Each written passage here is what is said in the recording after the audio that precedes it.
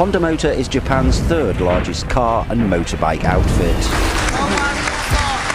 Honda is not going to sell you this car. And it could be dangerous.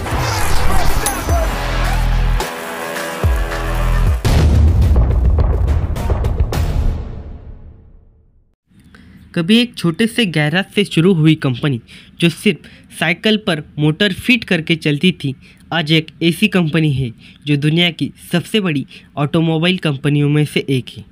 यह कहानी है उस company की जिसने हार मानने से इनकार किया, अपने हर सपने को पूरा किया और पूरी दुनिया पर अपनी छाप छोड़ी।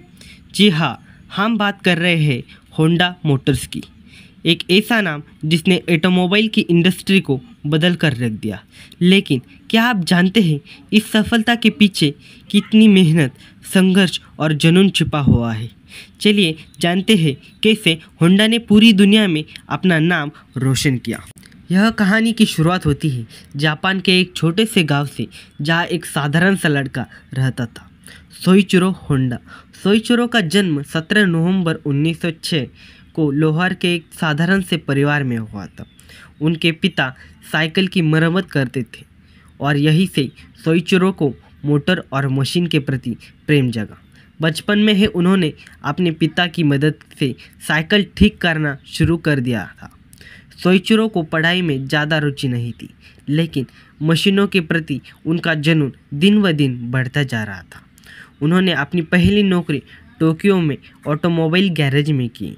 वह काम करते करते उन्होंने सीखा कि मोटर बाइक और कार को बेहतर बनाया जा सकता है। 1937 में सोइचिरो होंडा ने अपने एक छोटे से गैरेज में टोक्यो सेकी नामक एक कंपनी शुरू की, जहां वह कारों के पिस्टन रिंग्स बनाते थे। लेकिन कंपनी ने जल्दी ही आर्थिक संकट का सामना किया। सोइचिरो को कड़ी चुनौतियों का सामना करना पड़ा, लेकिन उन्होंने हार नहीं मानी। उन्होंने अपने प्रोडक्ट्स को और भी बेहतर बनाया और टोयोटा जैसी बड़ी कंपनी के साथ साझेदारी की। लेकिन किस्मत को भी कुछ और ही देखना बाकी था। 1944 में दूसरे विश्व युद्ध के दौरान उनके कारखाने पर बम गिरा और फिर 1945 में भूकंप ने उसे पूरी तरह से नष्ट कर दिया। लेकिन इसके बाद कोई और होता तो शायद ही हार मान लेता, लेकिन सोइचिरो होंडा के लिए यह सिर्फ एक नया मौका था। अपने पुराने सपनों को छोड़ने के बजाय सोइचिरो ने 1946 में अपनी company Honda technical research institute की नींव रखी।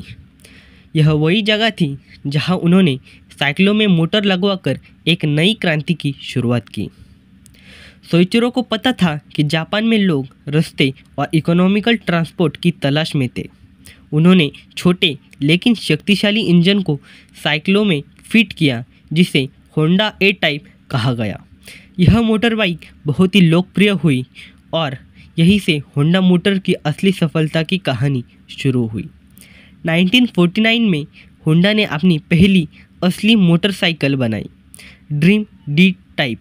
यह मॉडल पूरी दुनिया में हिट हुआ और कंपनी के लिए सफलता के दरवाजे खोल दिए। होंडा मोटर्स ने मोटरसाइकिल के बाद कारों में भी अपना कदम रखा। 1963 में उन्होंने पहली कार T360 ट्रक आई। इसके बाद 1964 में यस 500 स्पोर्ट्स कार आई, जिसने होंडा को ग्लोबल मार्केट में स्थापित कर दिया। लेकिन होंडा का असली ब्रेक थ्रू तब आया जब उन्होंने 1970 के दशक में दुनिया को सेविक कार से परिचित कराया। इस कार ने न सिर्फ अमेरिका बल्कि पूरे दुनिया में ऑटोमोबाइल मार्केट में तहलका मचा दिया। होंडा सिविक न केवल शानदार माइलेज देती थी, बल्कि प्रदूषण नियंत्रण में भी बेहतरीन थी। आज होंडा मोटर सिर्फ कार और बाइक बनाने वाली कंपनी नहीं है, बल्कि यह एक ग्लोबल ब्रांड है जो एरोस्पेस, पावर इक्विपमेंट और रोबोटिक्स में भी आगे है। होंडा ने कभी भी सिर्फ एक प्रोडक्ट तक खुद को सीमित नहीं रखा। उन्होंने हर क्षेत्र में नए प्रयोग किए और सफलता हासिल की। सोइचिरो होंडा ने एक बार कहा था, सपनों का पीछा करना ही असली सफलता है, और उन्होंने इसे अपनी ज़िंदगी में साबित कर दिखाया है। होंडा की सफलता की कहानी इस बात का जीती जागती मिसाल है कि अगर आपके पास मेहनत, लगन और जुनून है तो आप किसी भी मुश्किल को पार कर सकते हैं। सोइचिरो होंडा की जीवन की यात्रा हमें यह सिखाती है कि सफलता एक दिन में नहीं मिलती। संघर्ष, असफलता और बार बार गिरने के बावजूद जो इंसान अपने सपनों के पीछे चलता रहता है वही असली विजेता बनता है। होंडा की सफलता की यह कहानी हर उस व्यक्ति के लिए प्रेरणा है जो अपने सपनों को साकार करने का साहस रखता है। तो अगली बार जब आप होंडा की कोई बाइक या कार देखें तो इस सफलता की अविश्वसनीय कहानी को याद रखें, क्योंकि यही है होंडा, जहां हर गियर के पीछे छुपी हुई है नई क्रांति की शुरुआत।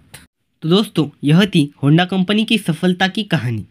कैसे एक छोटे से कदम ने दुनिया भर में अपनी पहचान बनाई। उम्मीद है आपको यह कहानी प्रेरणादायक लगी हो।